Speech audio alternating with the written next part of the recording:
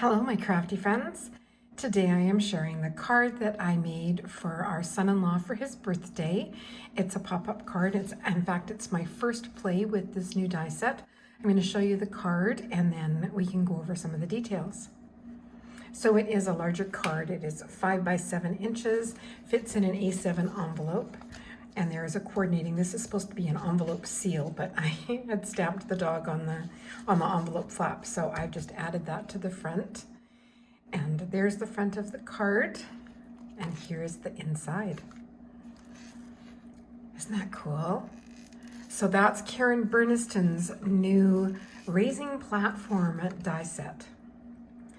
So my card started with this rainbow German Shepherd, and I did a video on these cards, these note cards that I bought, and I'll link it in the description just in case you're curious. Now, excuse the rattling here, but it's a set of 4 by 6 note cards and envelopes, and we were visiting Arizona, and I had bought them from Amazon.com. They're blank inside, they're nice heavyweight, and we're a dog family, and their images are just so bright and happy and cheerful. I couldn't resist, so I'm having fun making them my own into other cards. So as I said, I will link that video in the description box below. And I chose the German Shepherd. He has a fondness for German Shepherd. They used to have 2 back before they had our grandkids, and they were both working, so I would go over, they didn't live all that far from me, and every day I would go over at noon and let the dogs out, and we would play in the backyard, and I would work on basic commands with them, and oh my gosh, I loved those girlies. So I know he's gonna like this German Shepherd. And then it's my first play with this die set. Now I'm filming this on February 3rd. So today, this is Karen Burniston's new release. But I think I heard she's got another one coming out, maybe towards the end of February. So by the time this video airs, this die set will no longer be the new release. But at this point, it is. And this is the Raising Platform pop-up. I'm really excited about it. A lot of ideas that I can do with it. And if you're looking for an assembly video, Karen has great assembly videos right on the project page. So KarenBurniston.com, go to the Raising Platform pop-up, and there's an assembly video. I was actually surprised by how quick and easy it went together. I watched the video a few weeks before my dies came, and then actually there's instructions on the packaging, and I just followed the instructions. I didn't even need to rewatch the video. So I'm really kind of excited about that. You cut it out of a lightweight cardstock, and then there are the decorator dies here that you can cut out of pattern paper or whatever, and that makes them, oh, my poor puppy is coughing. Hang on a sec. Oh, my dog, my old dog. I know I've done a video before where he had the flu. He's had a rough couple of months. He's now sick with, I think the pneumonia has cleared up, but he has valley fever, which is a fungal infection that dogs get in Arizona, and he would have picked it up when we were visiting Arizona in November. So he's on an antifungal medicine. He will be on it for 6 months to a year. And his coughing is a lot better, but disappointed that he had a little coughing spell there. Okay, sorry, back to the decorator dies. When you cut the mechanism out of such lightweight cardstock, these decorator pieces really make it stable. So it goes into the card easy because of the lightweight cardstock, and then these decorator dies make it sturdy. If I was doing it again, though, I would probably move the mechanism up higher. I did the mechanism so when the card, was open, I had it come right to the top edge. And in the directions and on the video, she says that you can, it has to be about 2.5 inches down. So to make a mark on the inside score line at 2.5 inches, and then you can put this point at that point. And I think it would be nice to have that happy up and above. I'm still really happy with the card. I certainly wasn't going to rip it apart to make another one with it higher up, but that, again, that's just something else I can play with. And I know some of the design team did some really cool things with it. It fits, you need a 3.5 inch width, so it works perfect for mini slimlines and slimline cards. And I think Lois on the design team did possibly a slimline, but she had 2 of these mechanisms, so you open it up in 2 columns raised up.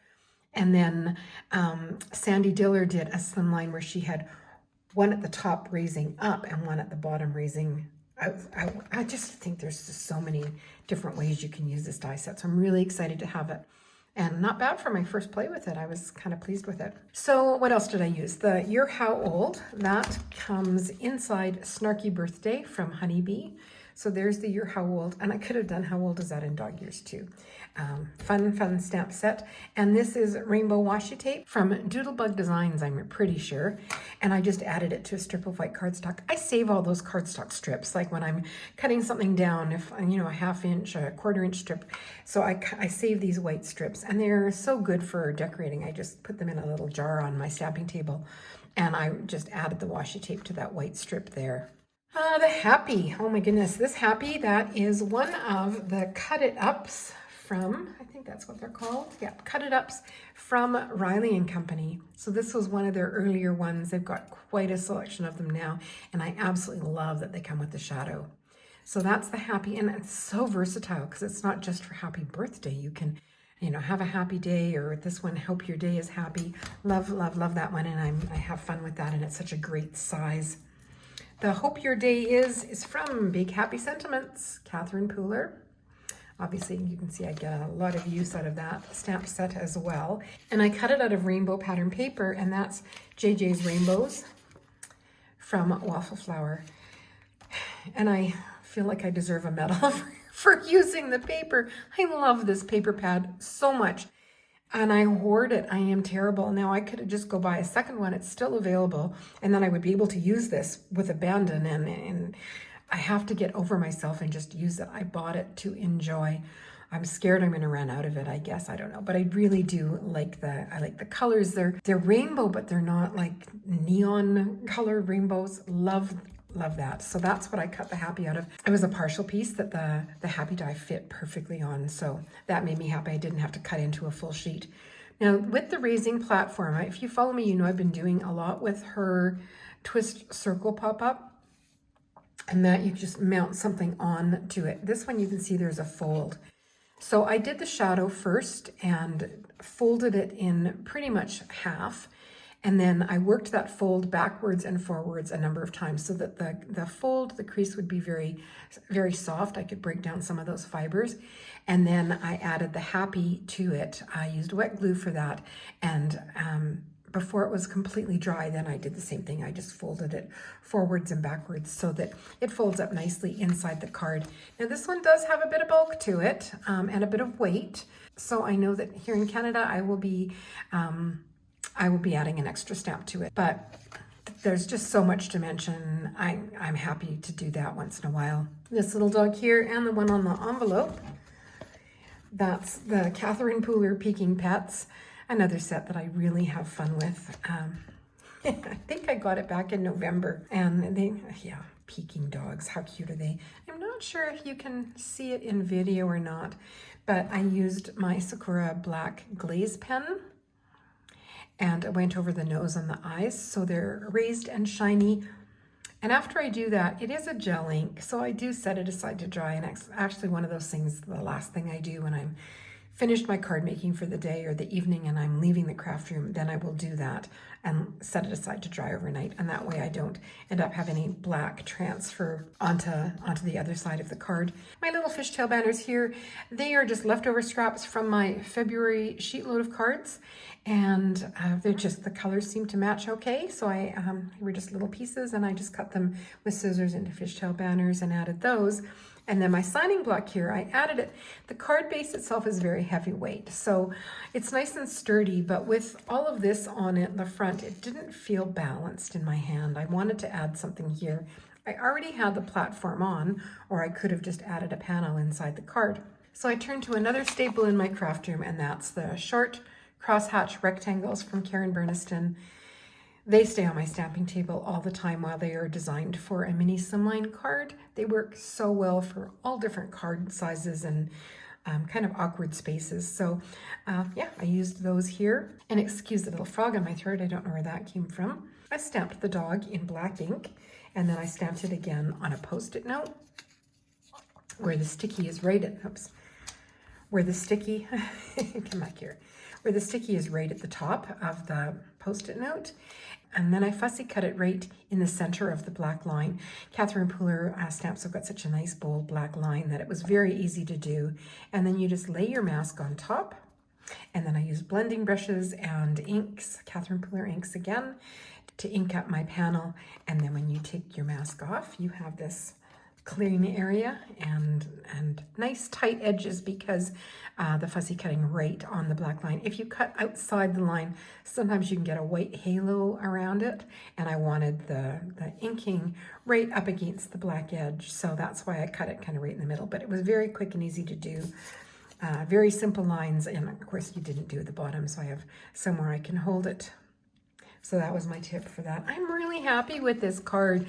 Another way to use those card panels. I have another idea for another birthday card, and I've decided I'm going to make a couple of kind of humorous ones for a friend. So definitely going to get my use out of those panels in the next month or so. I forgot to mention a couple of things, so I'm going to have to drop this section into the other video. But this fun sentiment here, that is one of the Funny Bones stamps from Riley and Company. They have such great humorous stamps. So that's where that one came from. And then I also wanted to say that I popped up this panel, which you can really tell in real life that it's raised up, but I was careful because there is the bulk from the pop-up. I only added foam tape. I use Stampin' Up! Dimensionals, and I added one in each corner and then one right in the center where it wouldn't interfere with that fold or add extra bulk and like a double layer of foam tape. So that does help with the bulk in the envelope. So for the thickness, the weight doesn't change that much, but it makes a difference on the thickness. If you have a double layer of foam tape, it can end up costing more money for postage. And then these are also, you can tell, popped up with foam tape, but I used thin foam tape. And again, I was careful that the foam tape on this one wasn't overlapping the foam tape on the front so that I didn't have that double layer. And when I added this banner here, it's kind of long, and you have to be careful that it's not a catch point. So had I had a shorter banner or a smaller banner there, and it wasn't not glued down because it's popped up with foam tape, I could have caught that edge of the Y every time the card opened, and it would cause that damage or this damage. So you still have to kind of watch your catch points. If you enjoyed my card today, please hit that like button, subscribe to see more, and that's it for me today.